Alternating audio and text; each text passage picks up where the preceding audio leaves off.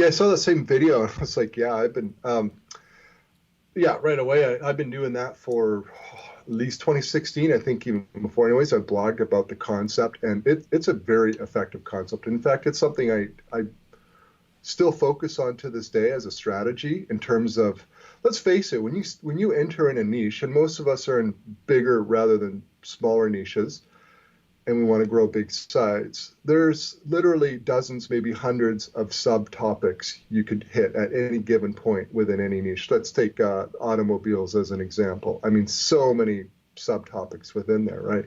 Where do you start? And the whole concept behind what they're talking about that I've been doing for a number of years now is really, once at first you have to experiment. You just throw a bunch of stuff against the wall, but then you want to see what sticks. And eventually Google is going to have some of your content perform better than others. And when you see that happen, when you see a post all of a sudden start getting way above average traffic, now it doesn't have to be a lot of traffic, it just relative to what you have published your other articles. One's going to be a standout, maybe two. And you look at that topic and you say, okay, well, there's an opportunity. That's the topic I want to go deep on, and then hit it hard and interlink and everything and create a really good, whatever you want to call it, a silo, a cluster, a series, whatever. You hit that topic really hard and go deep, because Google's told you, hey, I like what you did with this one article on this topic. And so it's kind of a no-brainer. Now the guesswork is gone, and it's really effective. And I do that over and over and over. So it's really simple. It takes a lot of the guesswork out. It's very effective. Okay. So, and just to quickly summarize, you find a broad topic, maybe you find some low competition keywords, however you do it. There's a lot of different ways.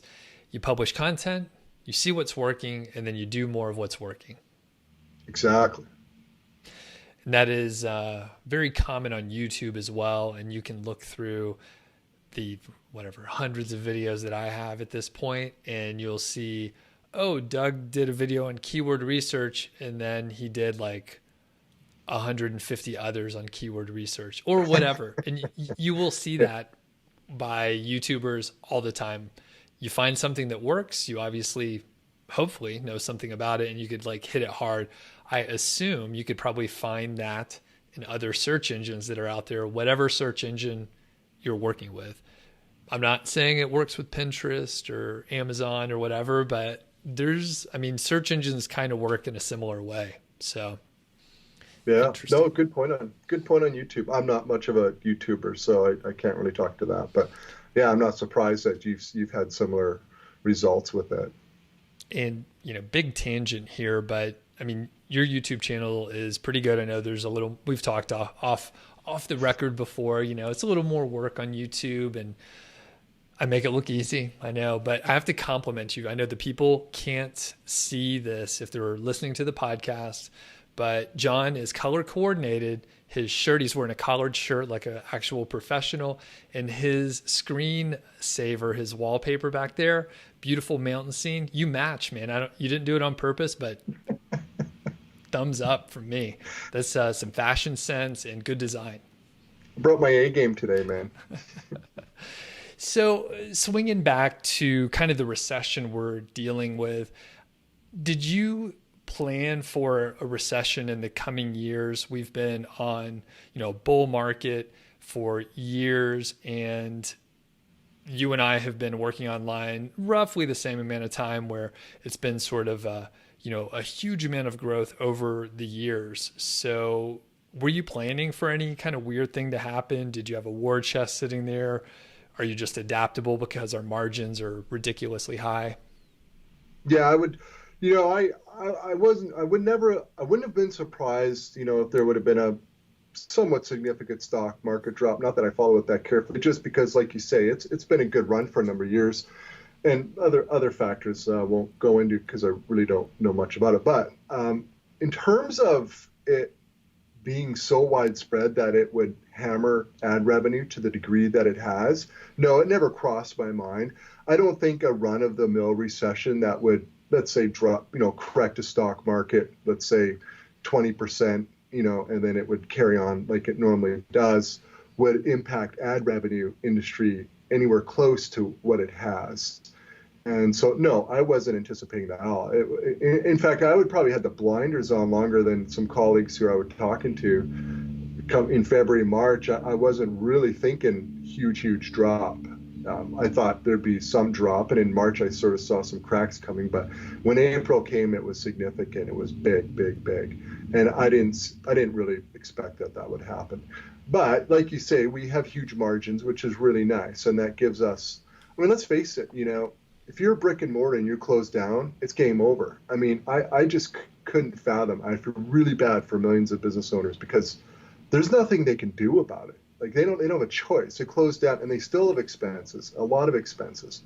And so regardless of whatever setbacks we've had, I can tell you, I'm very grateful that we can, we're still in business as to the degree that we are. But yeah, no, I didn't really see it coming. Yeah, I agree basically with what you said. I mean, I expected somewhat of a downturn, maybe something more typical, something more normal that we see every, 8 to 15 years, something like that. But yeah, this is obviously a much bigger deal. So I don't know how it'll shake out in the end, but I know, we both have sort of different business models for our bread and butter, but we have our internet marketing blogs and people that have affiliate sites or ad-based informational sites or e-commerce or whatever. Like we've developed skills in SEO, content marketing, web design, just generally learning how to market things, which will be skills that are highly marketable in the future. And it may be tough for people to start a business like right now, but I think people that are hungry enough and they're dedicated and stubborn and they stick with it, if they could start a business right now, they're going to have some impressive business at the end when things swing around, whether it's 2 months or 2 years or whatever. So, it may be a tough time for people to get started, but at the same time, I think people are at home a little bit more. They are locked Yeah. down. They're not wasting time in their commute, so they may be able to get some things going that they didn't have the time for previously. So It's a good point. yeah, I definitely wouldn't let this be a reason not to start. Mainly because it takes a year to get any real momentum going anyway. If you're starting like right from scratch right now, so this should not be any reason to stop you from going forward.